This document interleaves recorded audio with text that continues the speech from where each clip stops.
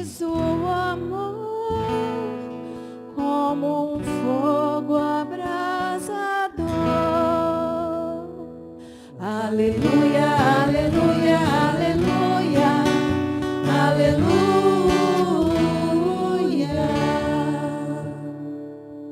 O Senhor esteja convosco. Ele está no meio de nós. Proclamação do Evangelho de Jesus Cristo segundo João. Glória a vós, Senhor.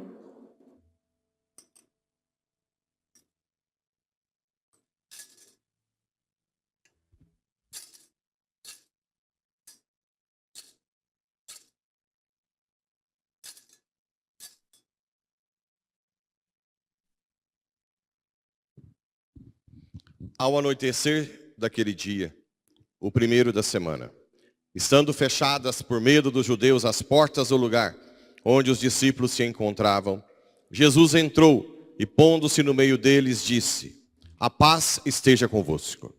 Depois dessas palavras, mostrou-lhes as mãos e o lado. Então os discípulos se alegraram por verem o Senhor. Novamente Jesus disse: a paz esteja convosco. Como o Pai me enviou, também eu vos envio. E depois de ter dito isso, soprou sobre eles e disse: recebei o Espírito Santo. A quem perdoardes os pecados, eles lhes serão perdoados. A quem não os perdoardes, eles lhes serão retidos. Palavra da salvação. Glória a vós, Senhor. Muito bem, caríssimos irmãos e irmãs, e que nos acompanham pelas redes sociais. Hoje nós celebramos Pentecostes. Na missa da vigília do Pentecostes de ontem à noite, que nós não celebramos porque só tem uma missa, né? Se fosse no local que a gente pudesse celebrar de ontem e de hoje para todo mundo, a gente celebra sempre a missa do dia.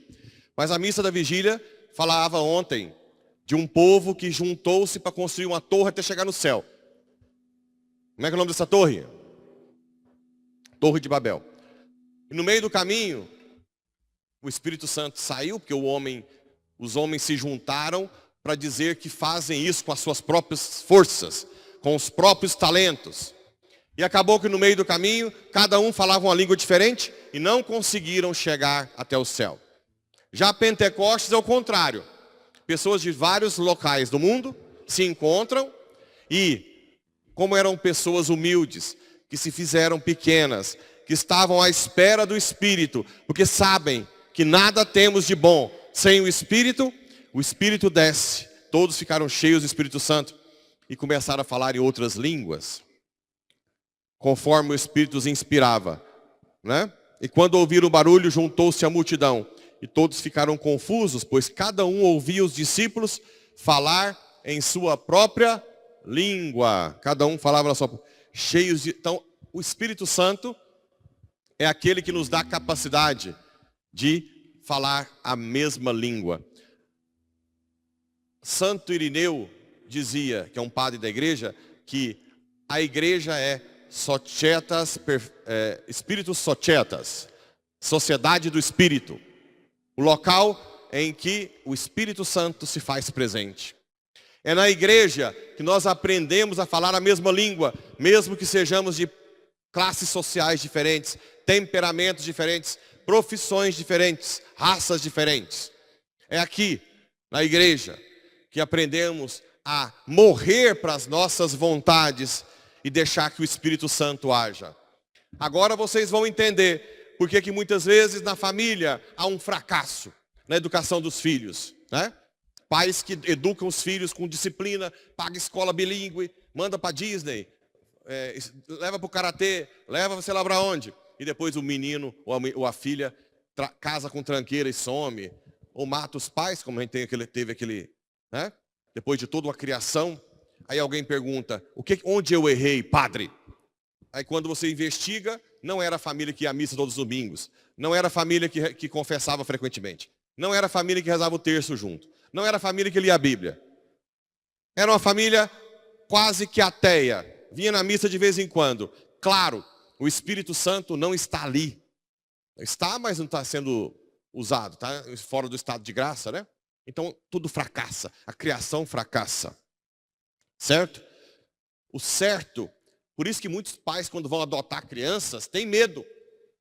Porque muitos pais adotam crianças, não rezam, não invocam o Espírito Santo, e ainda por cima, como tem dó, não trata com disciplina. Então, pior ainda, então é sem disciplina e sem o Espírito Santo. Mas os pais que adotarem crianças, mesmo seja criança mais velha, mas que reza o tempo inteiro, que invoca o Espírito Santo, que educa com toda a disciplina, esses pais são muito felizes com os filhos adotivos. E eu quero encorajar você que tem medo de adotar. Adote uma criança, né? Adote uma criança.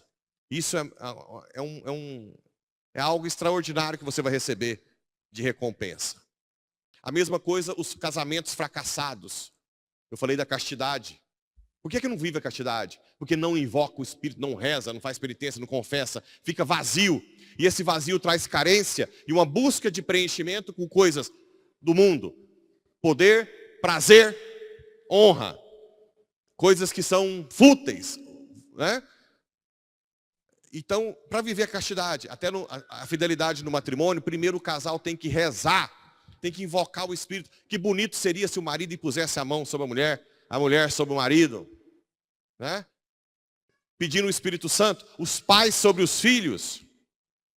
Antes do filho ir para a escola, a mãe e ou o pai, as mães solteiras, não pensem vocês que seus filhos não sentem falta do pai. Sentem. E vocês não conseguem sozinhas. E impõem as mãos sobre seus filhos, mães solteiras, e diga, meu Senhor, que o Senhor preencha o vazio do meu filho, do pai que não está presente. Que as feridas dele sejam curadas. Eu invoco a tua presença e o teu Espírito. Que na escola ele se sinta preenchido por ti. Na escola ele se sinta feliz. É assim que a gente usa o Espírito Santo. Usa assim, a palavra usar é feia. A gente invoca. Ele que é o Senhor nosso, né? Ele que nos usa, na verdade. O que mais? No trabalho, quantos e quantos casamentos com negócios fracassados. Quantas mulheres, principalmente eu tenho atendido, que quer separar do marido, que o marido não é transparente com o financeiro.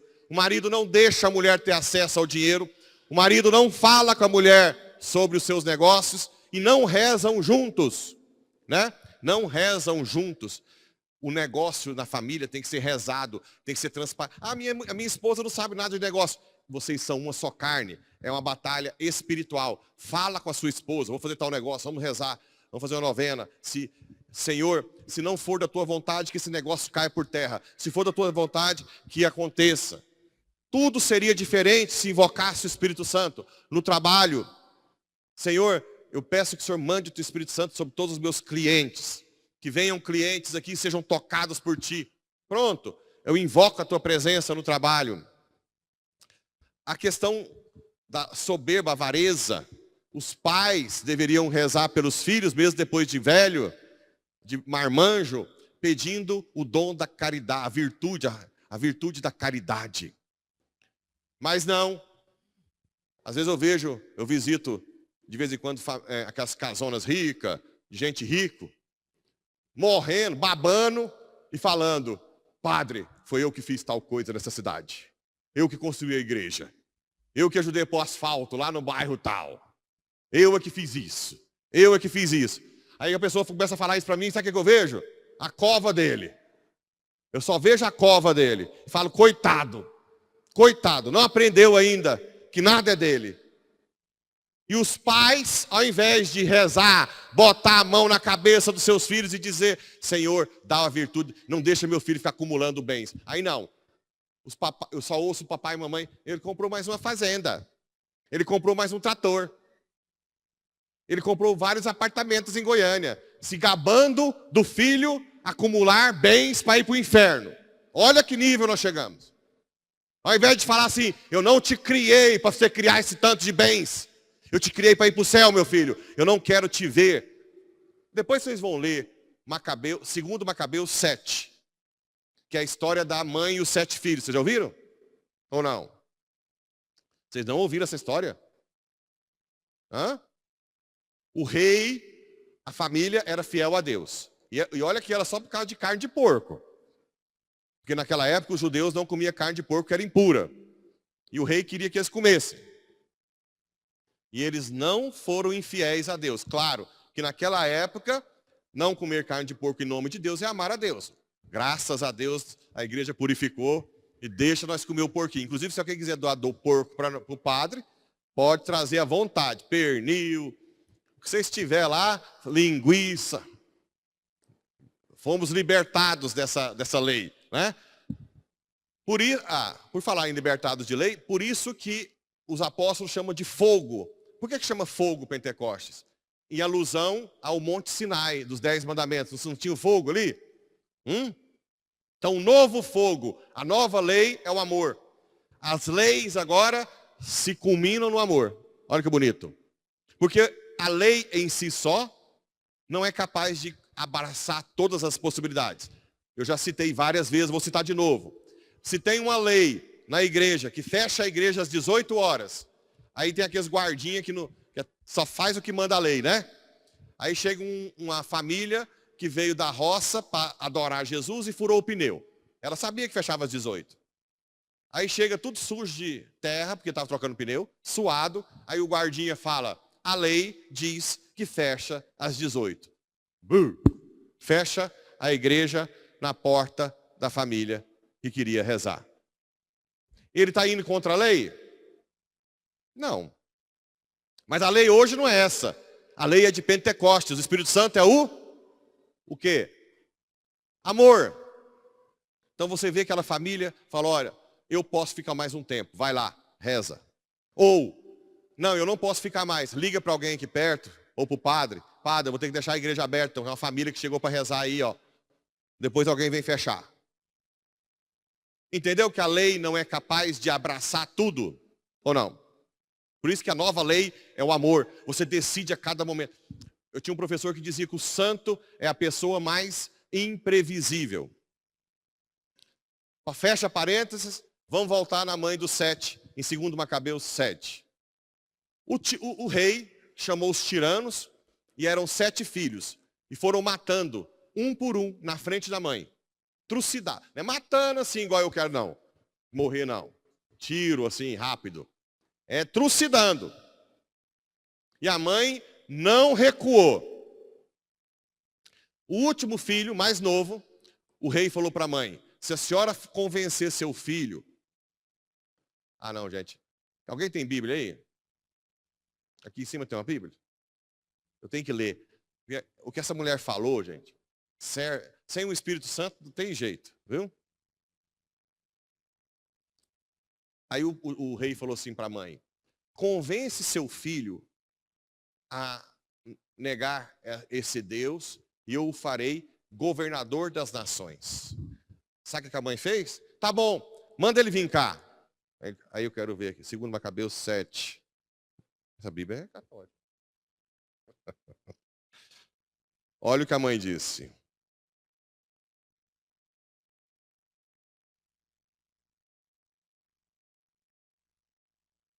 Já tinha pulado aqui. Receando, todavia, o desprezo e temendo o insulto, Antíoco solicitou, em termos insistentes, o mais jovem, que ainda restava, prometendo-lhe com juramento torná-lo rico e feliz. Olha vocês ricão aí, ó. Se abandonasse as tradições de seus antepassados, tratá-lo como amigo e confiar-lhe cargos. Olha você que gosta de cargo de prefeitura aí, não vai na igreja, o cargo do governador, cargo do presidente.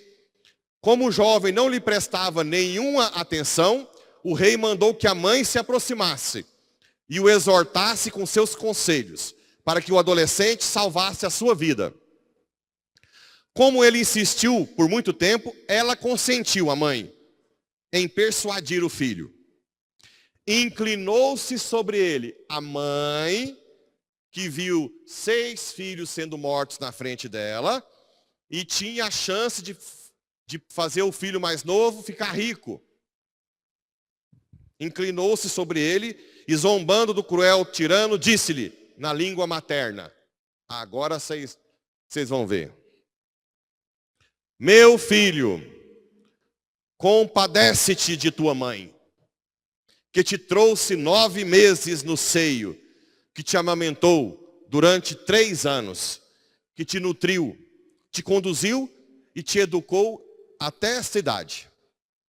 Eu te suplico, meu filho, larga de acumular bens, trem. Larga de ficar comprando fazenda e apartamento. Isso não é nada perto do que ela vai falar aqui. Eu te suplico, meu filho, contempla o céu e a terra. Olha que bonito. Contempla. Pai, acho que vou tentar dar um tempo para vocês ir lá fora e voltar. Contempla o céu e a terra. Pra vocês verem que esses trenzinhos que vocês têm não servem para nada. Sua terrinha é um grão de areia no meio do universo. Sou Dodge Ram, então nem dá para ver lá do avião. Lá do avião a gente vê tudo igual. Uns pinguinhos, né? Contempla o céu e a terra. Reflete bem. Tudo que vês, Deus criou do nada. Olha que bonito. A doutrina ex nihilo. Deus criou tudo do nada. Assim como todos os homens foi criado do nada. Não temas, pois este algoz, o algoz do filho dela, mas ser digno de teus irmãos que morreram. E aceita a morte, para que no dia da misericórdia, eu te encontre no meio deles. Olha aqui, não dá para arrepiar ou não? Para que no dia da misericórdia, eu te encontre junto com seus irmãos. Logo que ela acabou de falar, o jovem disse, que estais a esperar? Não atenderei às ordens do rei? Obedeço àquele que deu a lei a nossos pais, por intermédio de Moisés. Mas tu, que és o inventor dessa perseguição contra os judeus, não escaparás à mão de Deus. Os tiranos de hoje, no Brasil, estão prendendo pessoas injustamente.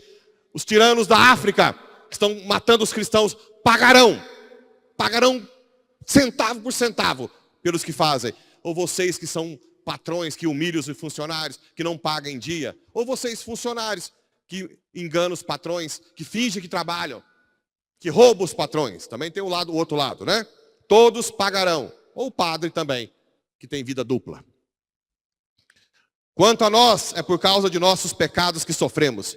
E se para nos punir e corrigir o Deus vivo e Senhor nosso irou por pouco tempo contra nós, Ele há de reconciliar de novo com seus servos.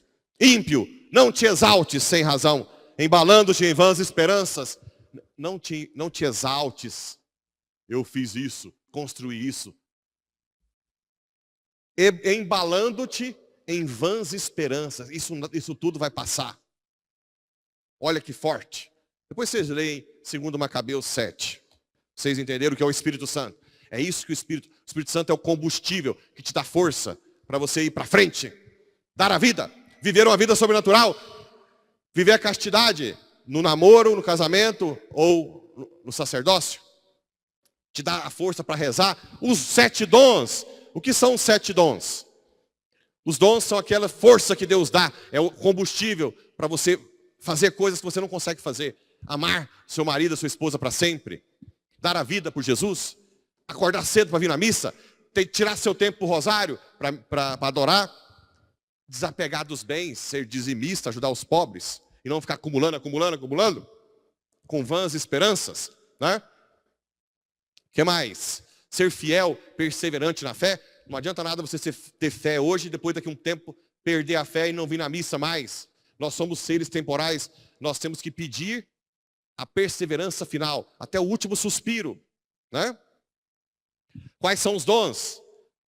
Temor de Deus. Aqui é o temor de Deus que não deixa que eu erre, mesmo escondido, porque eu não quero ferir a Deus, ou por temor ou por amor. Piedade, que nos faz sentir filhos de Deus. Até quando tem os fenômenos naturais, a gente sente Deus, chama papai, né? Sabedoria é que dá o gosto das coisas de Deus. Quando você sente que é de Deus, você sente aquele gosto. Tanto gosta mesmo que você está na cruz, mas também você sabe identificar se aquilo é de Deus ou não. Muitas pessoas que não são analfabetas, quando ouvem falar coisas estranhas, falam, opa, isso não é de Deus. Tem sabedoria para decidir as coisas, para descobrir onde está a vontade de Deus nas coisas. A inteligência, que depende um pouco mais do estudo, mas também muito mais da oração, que vê o projeto de salvação de Deus na história, na sua vida, que consegue ver que as suas provações serviram para te fazer uma pessoa melhor. E você agradece a Deus depois. É o Espírito Santo que tira um bem de todo o mal. Todas as coisas concorrem para o bem dos que amam a Só quem invoca o Espírito. Quem não invoca o Espírito, quem não reza, quem não vem na missa, não recebe essa graça. O dom do conselho, ao invés de dar conselhos errados, vai arrumar outro marido. A mulher que é abandonada pelo marido não sabe nem se o casamento é válido ou não. Vai fazer laqueadura, tem filho demais. Até pais e mães falam isso para os filhos. Ao invés dessa aqui, que fala para o filho morrer, tem pais que mandam os filhos usarem laqueadura. Eu vi uma família rica, lá onde eu estava, que ele propôs para o genro pagar para fazer vasectomia. Olha que nível nós estamos. Olha como é que mudou uma mãe que quer que o filho vá para o céu e os pais que querem enfiar os filhos no inferno, né? Por falta de dom do conselho de sabedoria. O dom da fortaleza, a fortaleza é aquele dom que te dá força para suportar as provações. Tem a virtude, que são aquelas pessoas que vivem a virtude da fortaleza, nas penitências, jejum, ou trabalho manual. E também tem os dons, né? Quando vem a provação, pode vir física, doença, alguma coisa, ou psíquica. Provações de humilhações, calúnias, né? A gente ouve de vez em quando presos que saem depois de 3 anos acusados de pedofilia e depois fala que foi mentira. Imagina como é que vai pagar esses mentirosos, né? Que põe um inocente na cadeia. Ou esses aí que usa caneta para pôr inocente na cadeia. Esses nem se fala, né? O que mais? Piedade. Eu falei da piedade? Não, eu falei da piedade. Conselho, temor de Deus, sabedoria, inteligência. Ciência. Ciência é aquilo que você consegue ver que todo o universo tem uma ordem e essa ordem reflete Deus. A beleza do universo reflete Deus. Você consegue ver Deus na criação, como um quadro. Nós, goianos, quando vai nos museus famosos e na Europa, a gente vai passando os quadros assim, né? Ai, que bonitinho. Não vê nada, não contempla. Uma pessoa estudiosa, ela para no quadro e vê lá as características de Van Gogh, tal. É assim, o filho que reza, olha o quadro que é o universo, olha as estrelas e fala, uau, papai pintou essas estrelas, né? Então é o dom de ciência. Faltou algum? Qual? Falei de fortaleza, aí. Vocês estão dormindo. Não falei da força das provações? O que mais? Vou perguntar para as crianças depois. Quais são os 7 dons e o que é. Então os dons são aquela força sobrenatural que sopra. Eu sou filho de papaizinho, então eu não gosto de sofrer. Todo mundo já sabe disso. Detesto. Detesto sofrer. Mas se um dia alguém for me matar, se Deus não me der o dom, o que eu faço? Quem que é Jesus? Nunca ouvi falar nesse cara. Conheço não. Certo? Esse sou eu. E se Deus me der um dom na hora da fortaleza? Vou falar o que o jovem falou. Agora não vou achar aqui de novo. Está aqui. Se Deus me der o dom, olha o que o jovem falou depois que ouviu a mamãe. Tanto que é importante a mãe. Que estás a esperar? Não atenderei às ordens do rei. Obedeço àquele que deu a lei. Hein? Pensa, se Deus me der esse dom na hora. Aí eu morro de boa. Porque o dom foi dado. Depois, a segunda leitura fala da diversidade de dons. O Espírito Santo faz que cada um na igreja tenha o seu papel. Você é importante na igreja. Depende. Pessoa enjoada, fofoqueira, ciumenta, briguenta, possessiva. Quando serve na igreja e nós arranca, não faz falta nenhuma. É um alívio. Um alívio refrescante para a igreja. Mas quando você reza, é humilde e serve com amor, você é insubstituível. Insubstituível. Ah, padre, mas se alguém limpa e ela não vem, outra pessoa pode limpar. Mas não é a mesma coisa. Porque aquela pessoa tem a sua história, ela está fazendo a sua renúncia, ela está oferecendo a sua vida como incenso para Deus. Então a outra que vai limpar, pode já limpar bem também, mas não é a mesma coisa. É uma outra forma de limpar. A que faz a liturgia com amor, os que cantam, que não tem ciúme, que não tem inveja, que não tem picuinha, que prepara o salmo, depois na última hora alguém falou assim, o outro vai cantar o salmo e não emburra, não fica 3 meses sem ensaiar. Essas pessoas são insubstituíveis. Porque elas são ungidas. Elas estão aqui para servir a Deus, humildes, pequenas, né? Essas pessoas são insubstituíveis. Aqui nós temos o salão, tia. Eu não conhecia a tia Mariana. Ela era tranqueira, fofoqueira, pitizenta. Ela era o quê? Humilde, santa. Nunca mais vai existir tia Mariana. Não, mas vai existir outra pessoa santa, mas não é a mesma coisa. O santo, a pessoa que serve com amor, cada um é único. Você é único na igreja. Não deixe de servir a igreja. Você é único na sua família, que pode mudar a sua família. Você é único no seu trabalho.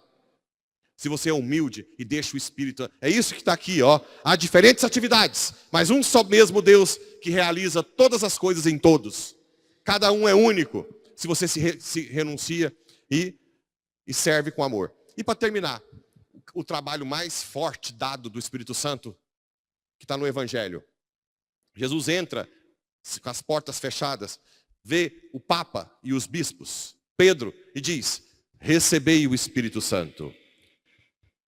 Soprou sobre eles. Recebei o Espírito. Até a minha voz mudou. Recebei o Espírito Santo. A quem perdoardes os pecados, eles serão perdoados. A quem não os perdoardes, eles serão retidos. É o Espírito Santo que guia a igreja. É o Espírito Santo que dado aos apóstolos, que escolheram os 4 evangelhos e todos os livros das cartas de São Paulo. Porque tem vários outros evangelhos, várias cartas de São Paulo.